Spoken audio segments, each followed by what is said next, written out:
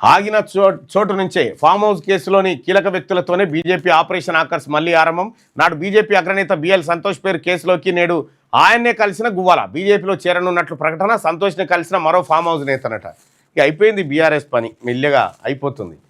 10 ఏళ్లలో 1,00,000 కోట్లు కట్టాల్సిందే, అప్పుడే సర్కార్కు కాళేశ్వరం అప్పు నుంచి విముక్తి.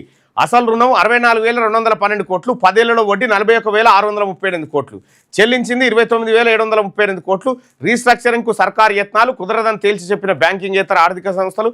కాళేశ్వరం కార్పొరేషన్ను నిరర్ధక ఆస్తిగా ప్రకటిస్తేనే రుణాల రీస్ట్రక్చర్.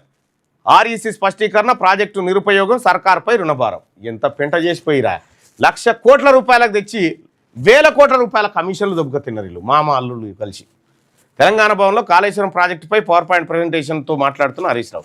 కాళేశ్వరం నివేదిక కాంగ్రెస్ కుట్రనట, కేసీఆర్ను హింసించాలన్నదే రేవంత్ ఉద్దేశం అని చెప్పి నిన్న పవర్ పాయింట్ ప్రజెంటేషన్ ఒకటి పెట్టి అబద్ధాలు చెప్పి సపట్లు కొట్టిస్తూ ఉండ, చూస్తే నవ్వొస్తూ ఉంది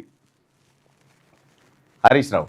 ఇక ఉత్తరాఖండ్లో జలప్రలయం, 2 గంటల వ్యవధిలో 2 సార్లు మెగా విస్ఫోటం, 4 మృతి, 70 మందికి పైగా గల్లంతైన వారిలో 11 మంది సైనికులు.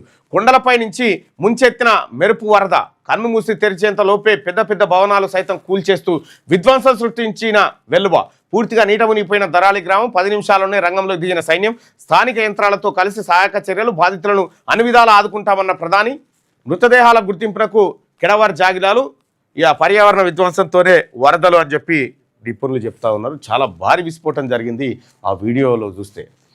ఇక ట్యాంకర్ను మింగిన రోడ్డు, హైదరాబాద్ బంజారాహిల్స్లో కూలిన 30 ఏళ్ల కిందటి నాలా స్లాబు, అందులో పడిపోయిన 10,000 లీటర్ల వాటర్ ట్యాంకర్ అట. ట్యాంకర్ డ్రైవర్ను క్లీనర్ను బయటకు తీసిన స్థానికులట.